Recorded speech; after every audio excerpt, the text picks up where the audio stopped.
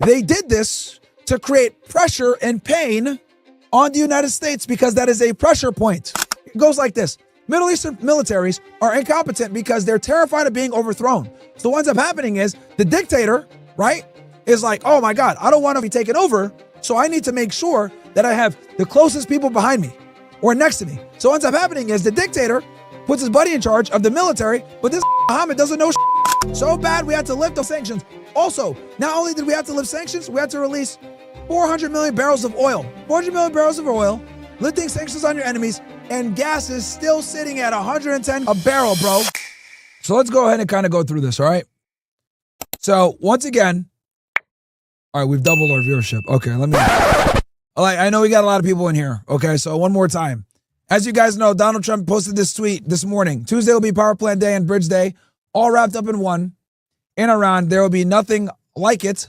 Open up straight, crazy bastards, or you'll be living in hell. Just watch. Praise be to Allah, Donald J. Trump, right? Again, I don't care that he said open up straight. I don't care that he said praise be to Allah. Allahu Akbar! Okay? What I'm concerned with is Power Plant Day, okay? What he's threatening to do, basically, guys, is to destroy all the power plants, okay, in Iran. Now, obviously, he's strategically doing this, right? Markets open up on Monday, right? I think Europe might have a holiday on Monday. So he's going to have a little bit of time to with the markets. He's going to probably put some de-escalation true social post out, right? Because he wants to go ahead and try to control the markets a bit. But I don't care so much about Trump's tweet. What I care about is this. I want you guys to memorize all these people, and I'm going through right now. So here are the people, right? I got my seven. As you can see here, so all these people here that I'm going to show are, basically promoting the war, which is pathetic. So we're going to go through because they're probably getting paid. They got to be getting paid, bro. There's no other way. These got to be getting paid. I got my $7,000. I don't give a shit about dead kids. I got my $7,000. I love getting paychecks from Zionists.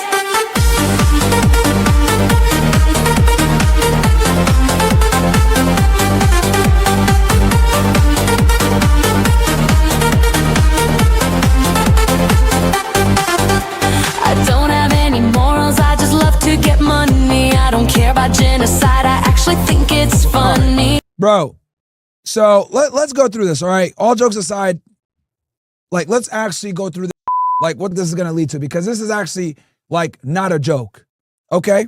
So first and foremost, let's go ahead and pull up a map of the Middle East, because it's very clear that a lot of right-wingers are and don't understand the Middle East at all.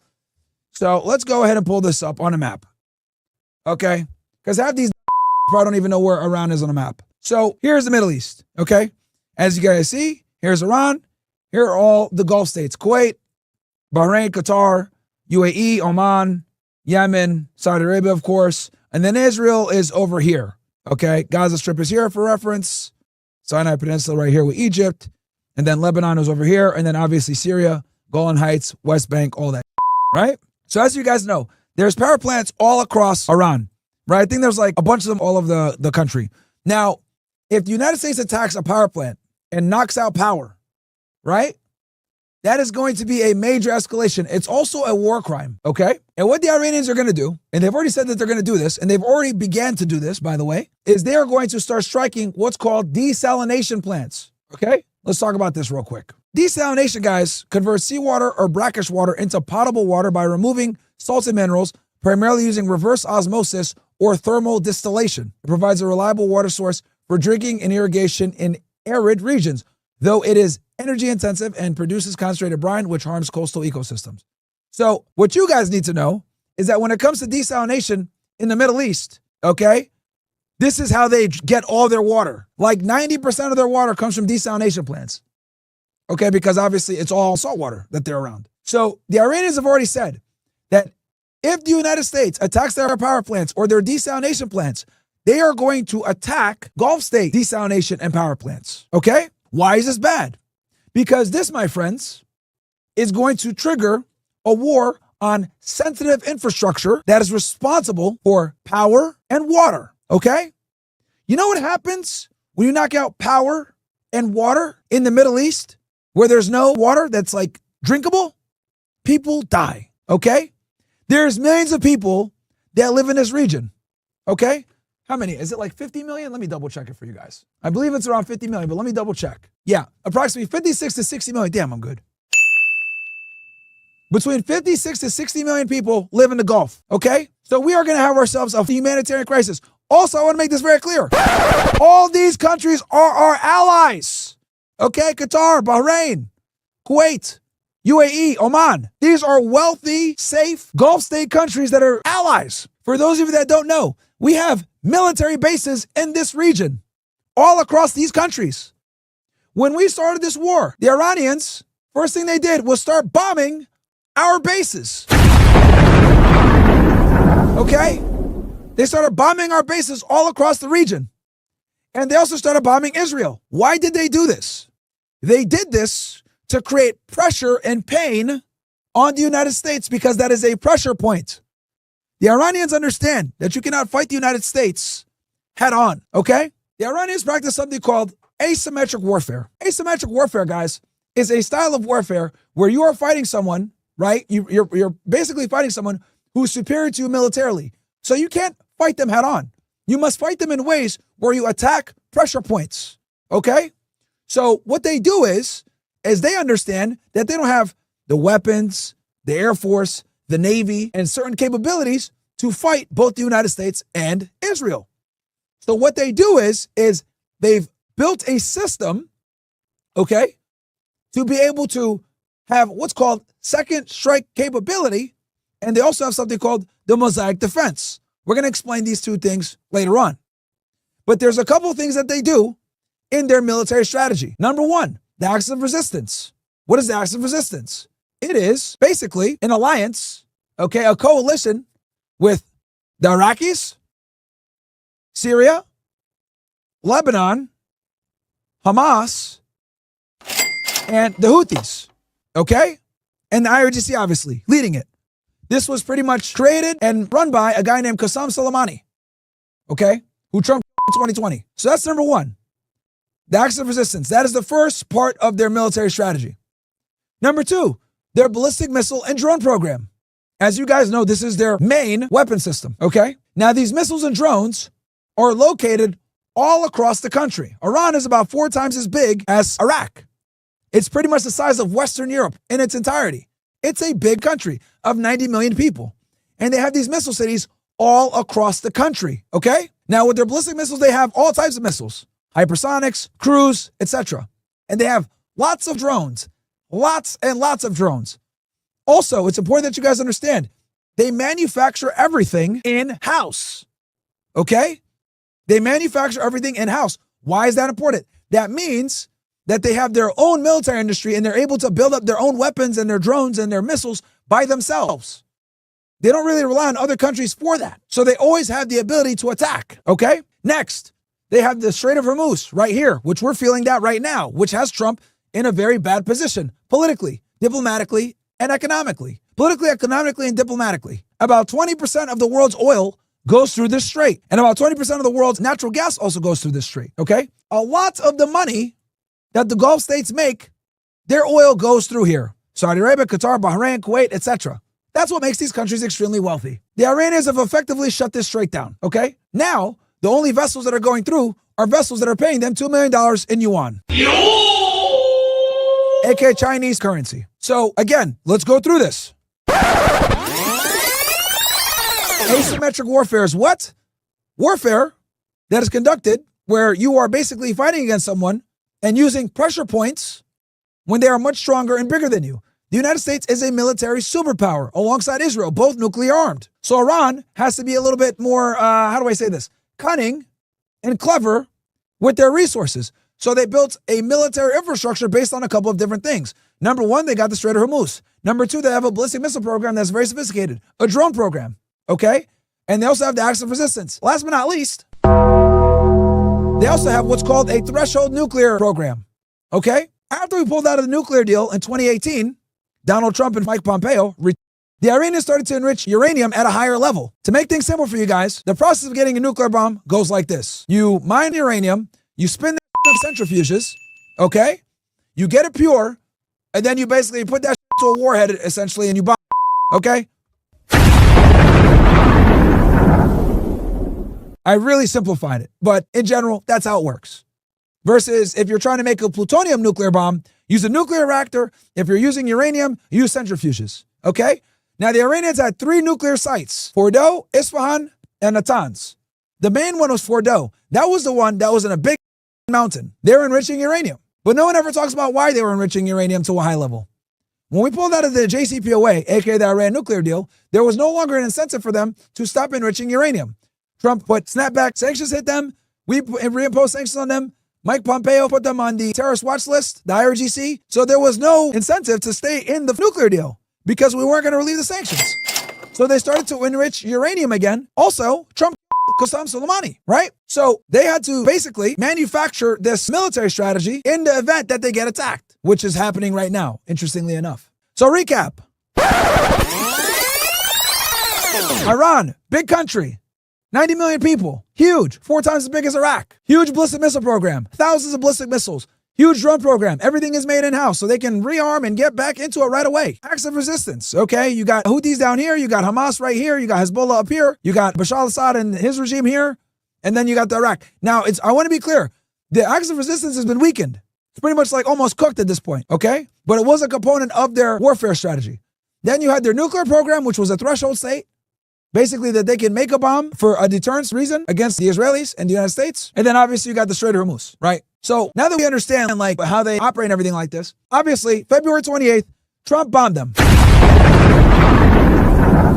In doing so, he the supreme leader of Iran, this guy right here. So the supreme leader right here, this guy, Ali Khamenei, right? Now, just so you guys know, this guy had put a fatwa in place in the early 2000s to not have a nuclear bomb. However, when we pulled out a nuclear deal, they started to enrich at a higher level to be what's called a threshold state. So they can get a bomb, obviously should push come to shove, right? So when we them on February 28th, that kicked off the beginning of this conflict. Now, remember how I mentioned before that they practice asymmetric warfare and they have something called the mosaic defense? Let's talk about the mosaic defense.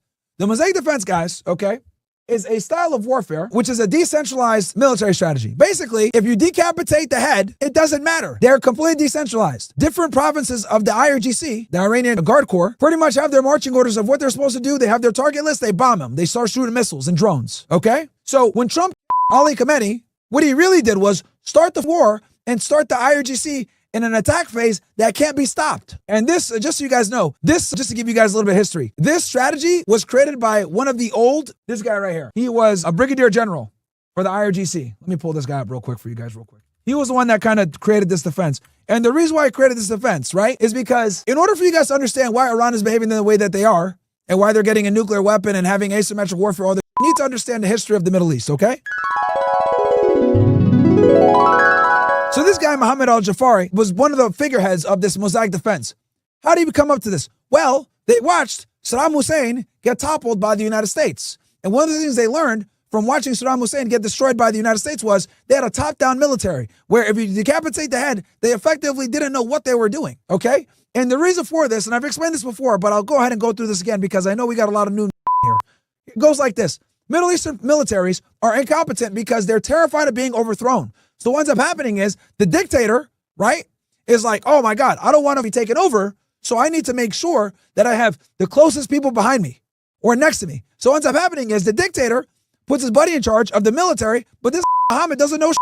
Allahu Akbar! And then his other buddy, Abdul, can't count, but he's a treasurer, right? Muhammad can't shoot, but he's a general. Allahu Akbar! Right? So what ends up happening is they value loyalty over competency.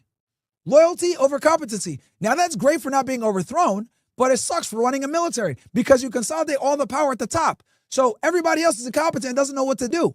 And in the Arab world, everything's a patriarchy.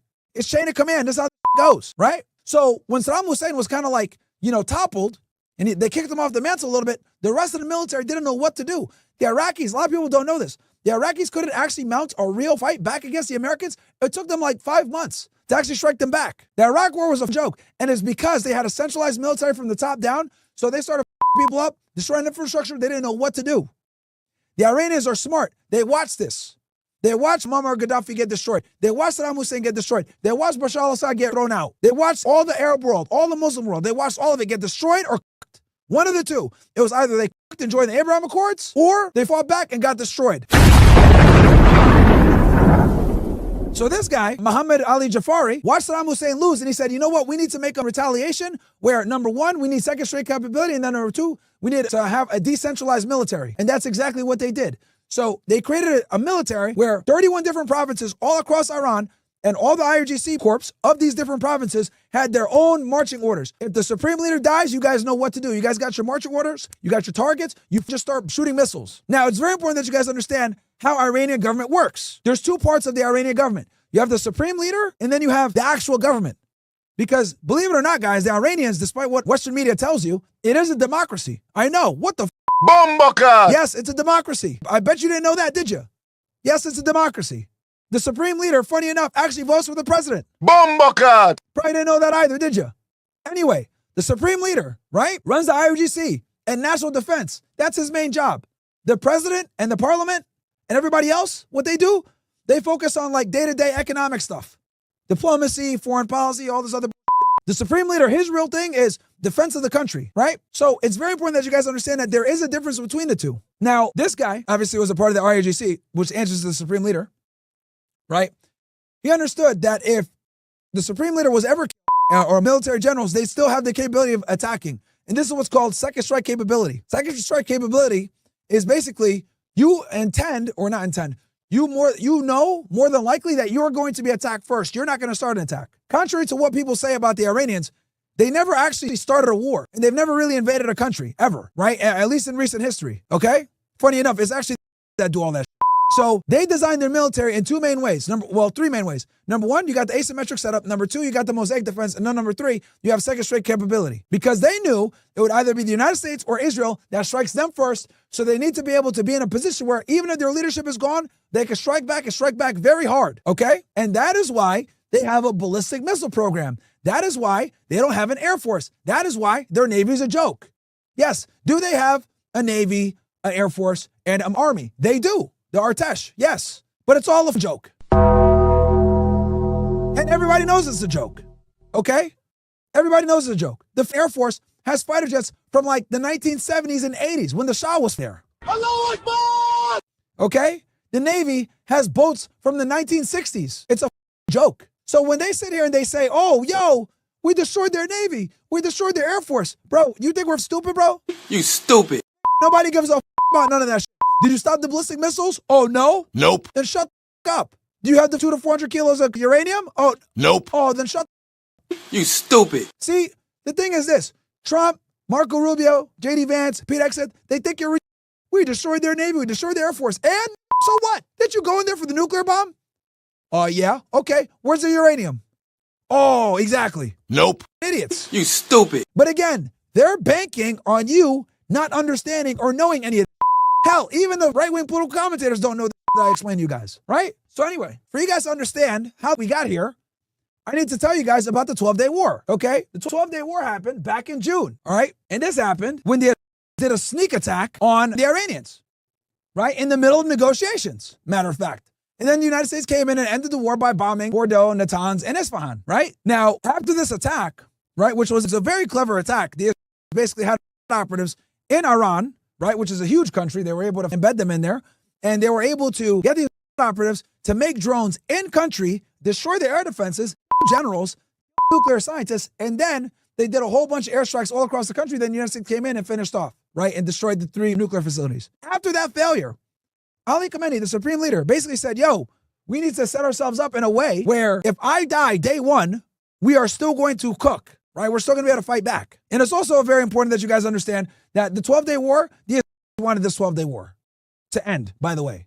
They started the war and then they begged for the ceasefire. If you're wondering why, hold on. Sometimes you got to give a reminder. So yeah, they started the war, as you guys know, the 12-Day War, and the Iranians like hit them back, okay? And they unleashed some missiles that like had never been shown before or used before, right? This is the first war.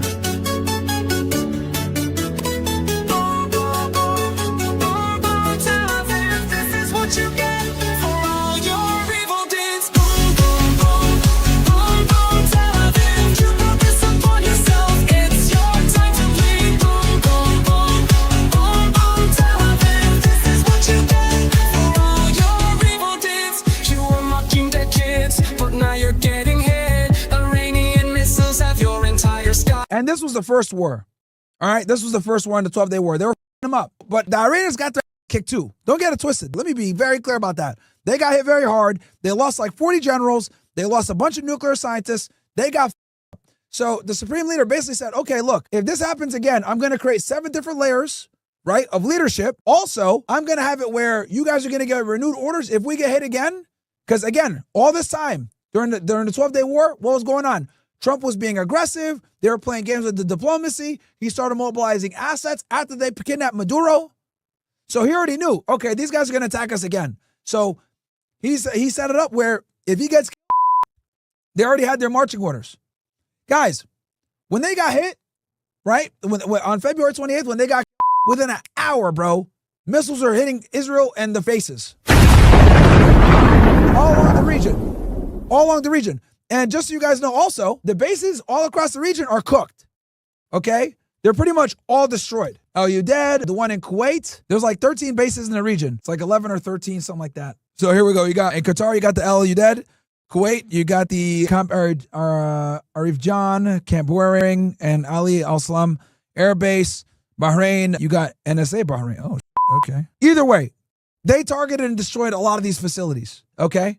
They destroyed a lot of them. So what ended up happening was, after they retaliated, there's been a tit for tat, basically. So every time the United States attacks Iran, they attack bases in the region. Now, and also, another thing that they've done, right, that's really everybody up, is they closed the Strait of Hormuz. So after they got attacked, they started launching missiles at Israel, right? They've been attacking Tel Aviv, obviously, and they've been attacking Haifa, right? Haifa is a very important location. You got military infrastructure here. You got a big port here, big business port. Oil infrastructure. Also, it's in northern Israel, and they also launched a war into southern Lebanon, and they're getting right now, by the way. Something like 400 to 500 soldiers are already dead. Okay? Getting cooked up here. And they've been getting bombed pretty hard. They're protesting in Israel trying to get the war actually done, the citizens. They're tired of having to run to the bomb shelters. And they're running out of interceptors as well. The Gulf pretty much don't have interceptors anymore. They're pretty much cooked. Okay? So this is what's been going on. They've been bombing. If the United States hits them, what they do is they bomb the bases in the region, and they've also been sending drones into civilian locations and blowing up hotels and offices. So there's offsite locations where the CIA operates, etc. Iran has been getting a lot of intel from the Chinese and from the Russians. Okay? The Chinese have been sharing their spy satellite information with the Iranians, and the Iranians have been able to do precise strikes. That's why their ballistic missiles have been far more accurate. Has a super strong censorship law right now in place, as well as the entire Gulf also has super strict censorship laws in place. Some of these people, guys, are getting arrested and almost getting the death penalty for sharing information of strategic locations getting destroyed in Saudi Arabia, UAE, Oman, etc. Why? Because it's bad for tourism, and it makes the Gulf look weak. But the Iran has been hitting them with drones, and they can't do anything. They've pretty much run out of interceptors. Guys, these interceptors that the Gulf states are using cost like millions of dollars. These drones, they cost 20K. In a war of attrition, with an asymmetric warfare, that's cooked. Okay? Got money, but they don't got that much money. Also, these interceptors, there's not enough of them to go around. And to add insult to injury, the United States have been prioritizing the protection of Israel over the Gulf states. Okay? So imagine, you're a Gulf monarch, right? You got American bases in your region. You spent trillions of dollars investing in the United States. You bought all this military weapons. They're supposed to be here to protect you. And then you're getting hit with $20,000 drones. And you can't defend yourself. And the only reason you're getting hit by the Iranians is because you got U.S. bases in your AOR. Falcon punch! That's crazy, bro. The whole reason why the Americans are supposed to be there in the first place is to protect you. Can't even do that. That's crazy. I'd be pissed too. And then to add insult to injury, your property value is going down. UAE, for example, in Dubai, the high rises are going down real estate by like 30%, and you can't ship oil. Oh, and then the best part, Qatar, right? LNG, 20% of the world's natural gas. Okay. These guys in Qatar, shut down. Dudes are shut down. It's the world's largest LNG producer, and they were producing 20% of the world's gas. And guess what everybody had to do? They had to lift sanctions on the Russians. So imagine that. Hold on. We're in a war with Russia, the most sanctioned country on earth. We had to lift sanctions on their gas and oil because Europe needs their gas and oil because they were getting their gas from Qatar. And Qatar had to shut down LNG because they got bombed. Like, what? What? Oh, and then, insult to injury, they had to lift sanctions on Iran too. What the hell? Imagine that. You got to lift sanctions on your two enemies, bruh. You stupid. 4D chess, though. 4D chess. 4D chess. You stupid. Anyway, so LNG cooked. 20% of the world's natural gas cooked. The pathway that controls 20% of the world's oil, crude, 100 million barrels a day, cooked. So bad we had to lift the sanctions. Also, not only did we have to lift sanctions, we had to release 400 million barrels of oil. 400 million barrels of oil, lifting sanctions on your enemies, and gas is still sitting at 110 a barrel, bro. Tell me that's not a hell. Golden age, though.